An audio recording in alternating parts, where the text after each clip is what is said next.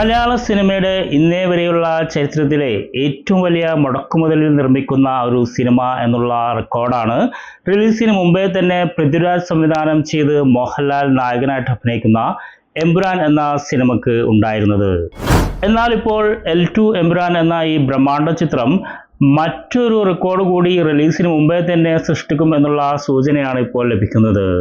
എമ്പുരാന്റെ release തീയതി വരെ വ്യത്യസ്തങ്ങളായിട്ടുള്ള എമ്പുരാനിലെ കഥാപാത്രങ്ങളെ ഇൻട്രൊഡ്യൂസ് ചെയ്തുകൊണ്ടുള്ള മോണ്ടേജസ് വരുമ്പോൾ അതിൽ മലയാളികളല്ലാത്ത നിരവധി അഭിനേതാക്കൾ ഉണ്ട് എന്നുള്ളതാണ് വ്യക്തമാവുന്നത്.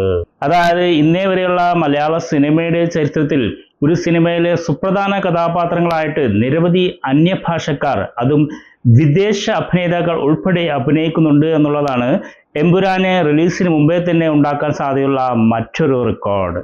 എന്തിനാലും എമ്പുരാൻ എന്ന ഈ ചിത്രം മാർച്ച് 27-ന് വേൾഡ് വൈഡ് ആയിട്ട് റിലീസാവുകയാണ്.